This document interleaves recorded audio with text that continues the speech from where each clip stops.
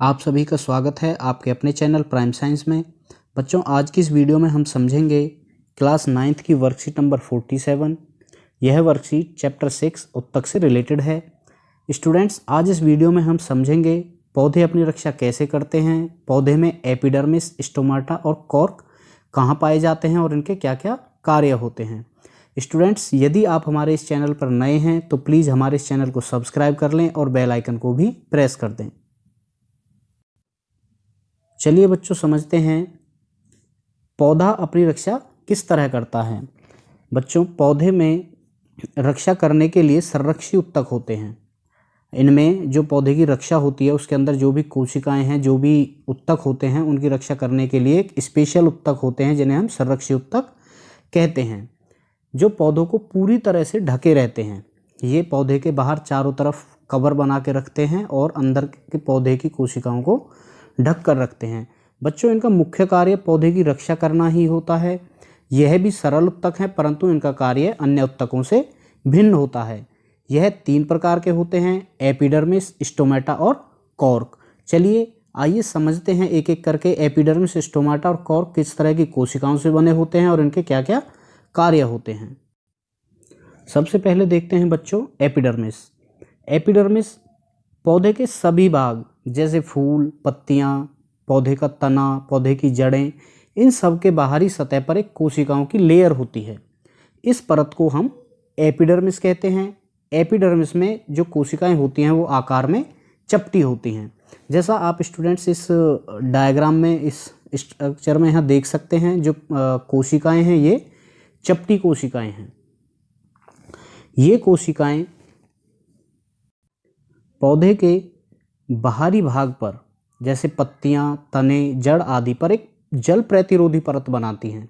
ये जल प्रतिरोधी परत पौधे से जो वाटर लॉस है, जल की जो हानि होती है, उसको रोकती है। बच्चों, इस परत को हम क्यूटिकल कहते हैं। क्या कहते हैं? इस परत को हम क्यूटिकल कहते हैं। मरुस्थलीय पौधों में यह एक मोम जैसा जलरोधी पदार्थ बनाती हैं। जो ये एपिडर्मिस की कोशिकाएं हैं, ये जो मरुस्थलीय पौधे होते हैं, मरुस्थल में पाए जाने वाले जो प्लांट्स हैं, उनमें उनकी ऊपरी लेयर पर एक मोम जैसा जलरोधी पदार्थ बनाती हैं। इस पदार्थ को हम क्यूटिन कहते हैं। और यह क्यूटिन पदार्थ भी पौधों में जल की हानि और परजीवी, जो हानिकारक परजीवी हैं जिससे प्लांट को नुकसान हो सकता है, जैसे कवक आदि से पौधे की रक्षा करती हैं। एपिडर्मिस की क्यूटिकल वाष्पोत्सर्जन को नियंत्रित रखती है। जो पौधे से वाटर का लॉस होता है, जो जलवाष्प पौधे से निकलते हैं, वेपर्स की फॉर्म में जो वाटर निकलता है, उसको भी ये एपिडर्मिस कंट्रोल करता है।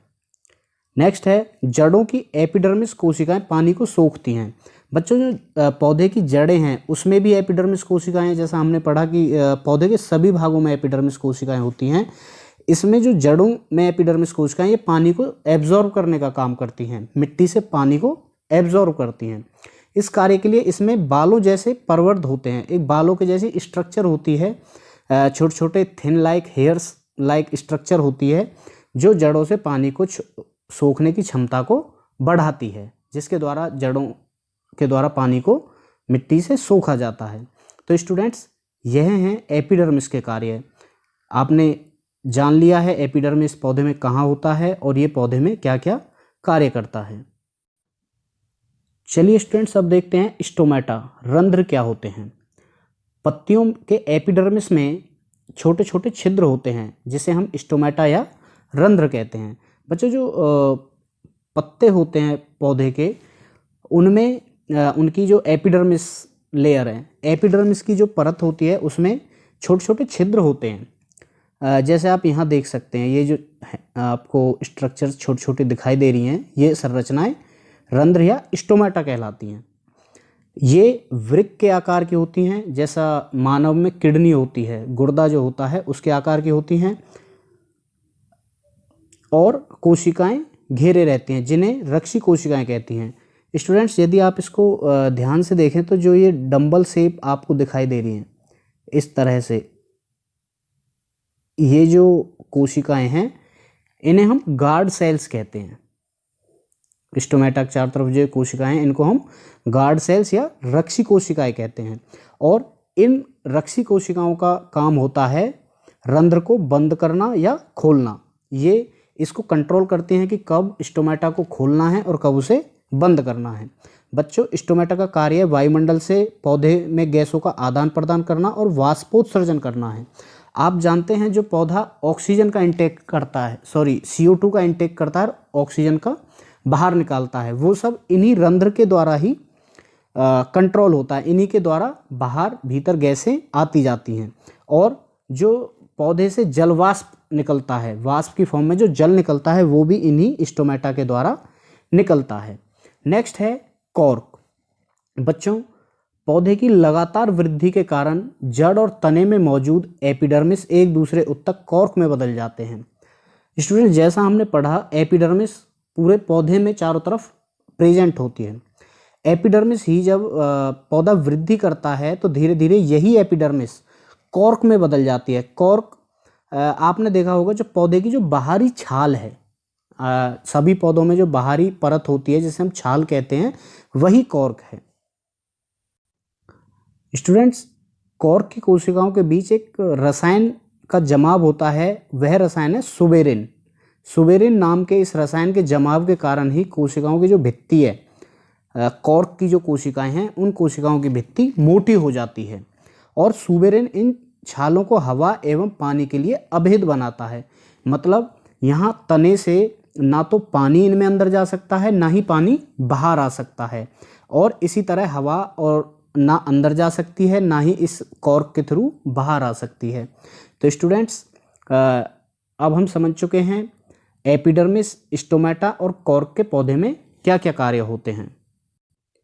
चलिए स्टूडेंट्स, अब हैं इस वर्कशीट के क्वेश्चन आंसर्स, इनको भी एक एक करके सॉल्व करते हैं। पहला है संरक्षी उत्तक किसे कहते हैं, ये पौधे में कहाँ पाए जाते हैं। तो स्टूडेंट्स, संरक्षी उत्तक ऐसे उत्तक हैं जो पौधे की रक्षा करते हैं। ये पौधे में सभी भागों में पाए जाते हैं, जैसे जड़, तना, पत्तियाँ, फूल, फल, सभी पौधों के भाग में ये संरक्षी उत्तक पाए जाते हैं। नेक्स्ट है एपिडर्मिस के कार्य बताइए। स्टूडेंट्स, हम जानते हैं एपिडर्मिस पौधे में एक तो वाष्पोत्सर्जन को कंट्रोल करता है, और दूसरा जड़ों के द्वारा जल के अवशोषण में हेल्प करता है। ये इसके दो मुख्य कार्य होते हैं, और पौधे की रक्षा भी करता है। नेक्स्ट है स्टोमेटा पौधे में कहाँ स्थित होते हैं, इनके कोई दो कार्य लिखिए। स्टूडेंट्स, स्टोमेटा रंध्र के बारे में आप जानते हैं, पौधे की पत्तियों में होते हैं, और इनके कार्य होते हैं गैसों का आदान प्रदान करना और पौधे में वाष्पोत्सर्जन की क्रिया का संचालन करना।